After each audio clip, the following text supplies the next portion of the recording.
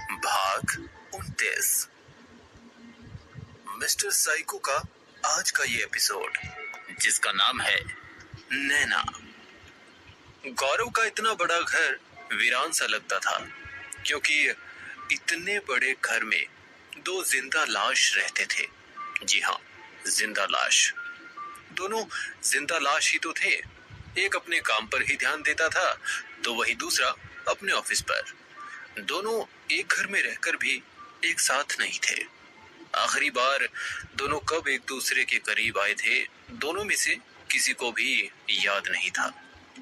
मुश्किल तो था दोनों के लिए, मगर अब दोनों ने इस हकीकत को खुशी खुशी अपना लिया था, क्योंकि अतीत में जो हुआ था उसकी वजह से अब ये अलग होकर भी जाते तो जाते कहां।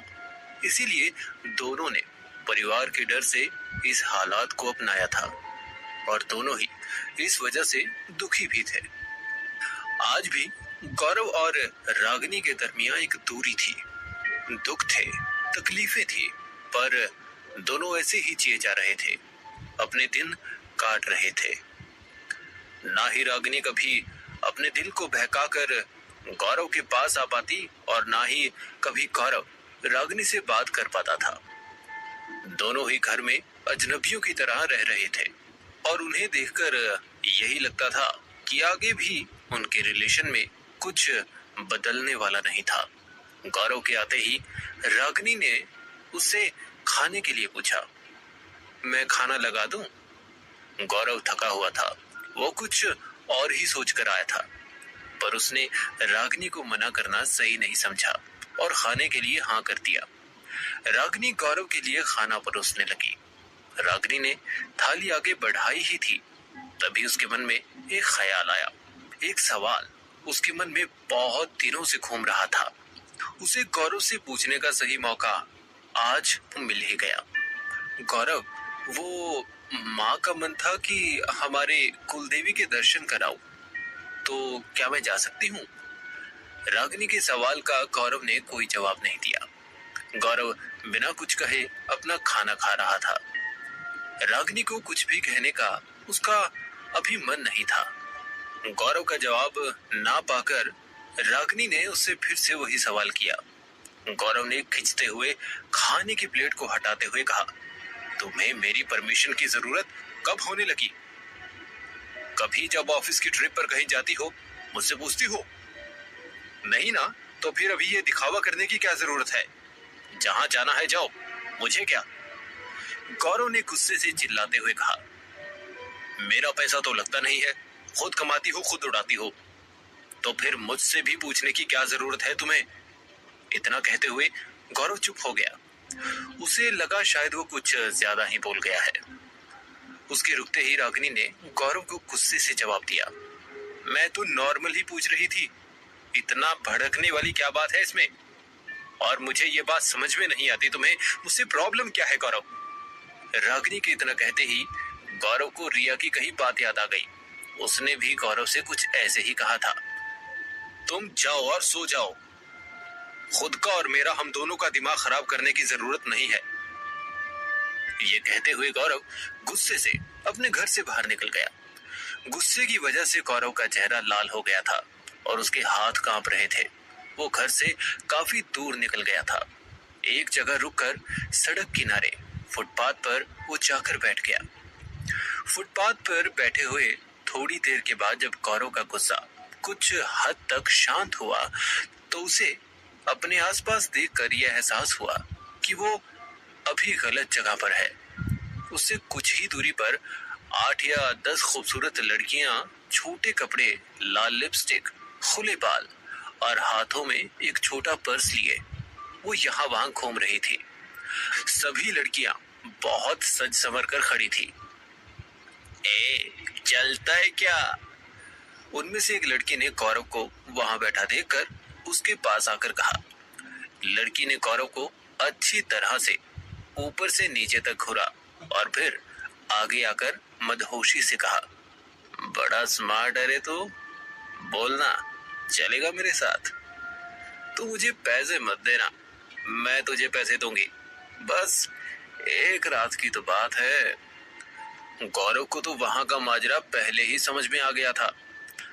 गौरव को आज शाम रागिनी के साथ हुई उसकी सारी बहस याद आ गई। गौरव ने बात को आगे बढ़ाने की लहजे से कहा, मेरी जिंदगी में बहुत दुख है, बोल, कम कर पाएगी?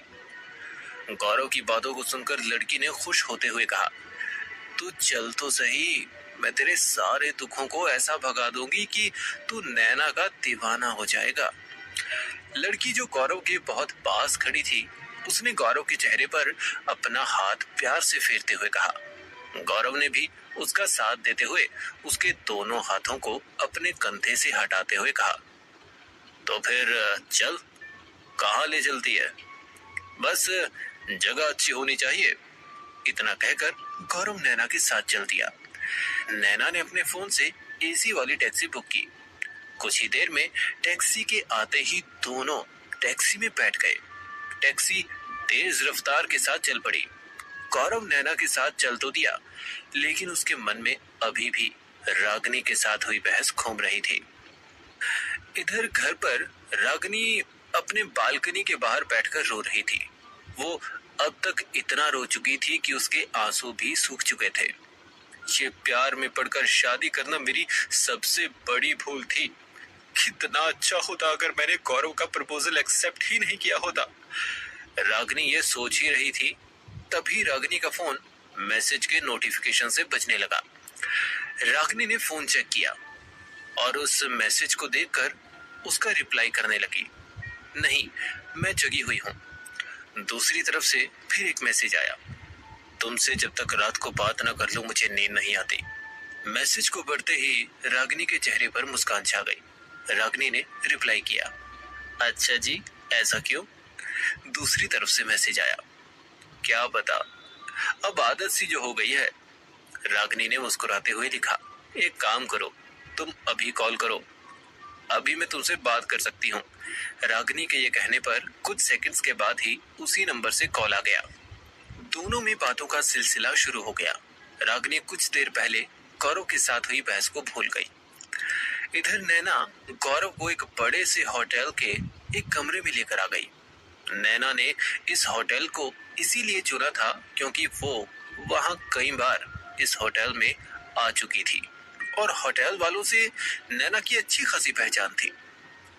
कमरे में हल्की रोशनी थी। नैना ने कमरे में लगी मोमबत्तियों को जलाते हुए कहा, तो मिस्टर हैंडसम, कैसी लगी ये जगह आपको? गौरव ने कमरे को अच्छी तरह से देखा, फिर एक गहरी सांस लेते हुए पास में खड़े गुलाब की खुशबू को महसूस करने लगा। Wow, very nice, I am impressed. Naina बिस्तर पर गुलाबों की पत्तियों को तोड़कर डाल रही थी। उसे देखकर गौरव ने पूछा, ये तू क्या कर रही है? नैना बिस्तर पर गुलाब के फूल डालते हुए रुक गई और आकर गौरव के पास बैठकर गौरव को प्यार से देखते हुए उसने कहा, बस इंतजाम कर रही हूँ तुम्हारे लिए, अपने लिए। गौरव ने नैना को अपनी गोद से उठाते हुए कहा, उन बेकार फूलों की क्या जरूरत है जब असली फूल की कली मेरे पास है। गौरव को खुद के करीब आता देख नैना को भी अच्छा लगा। गौरव ने नैना को सीधा लाकर बिस्तर पर पटक दिया। गौरव आगे कुछ और करता उससे पहले ही नैना ने हंसते हुए कहा, उफ, इतनी भी क्या जल्दी है तुम्हें जाने मन, सब्र करो। गौरव अपनी ही धुन में था। उसने नैना के दोनों हाथों को पीछे कर दिया, दोनों पैरों को फंसाते हुए कहा, सब्र ही तो नहीं होता। तुम भी ना गौरव। नैना आगे कुछ और कहती, तभी अचानक गौरव ने उस पर अपनी बंदूक तानते हुए कहा, अब चल, मेरे वाला खेल शुरू करते हैं। बंदूक को देखकर नैना ने डरते हुए कहा, कौन हो तुम? इंस्पेक्टर गौरव शेट्टी। ये कहकर गौरव ने नैना के ऊपर एक गोली चला दी, जो सीधे नैना के दाहिने बाजू को चीरते हुए निकल गई। आखिर कौन है ये नैना और कौन है वो शख्स जिससे रागिनी बात करती है? ये उलझन जल्द सुलझेगी।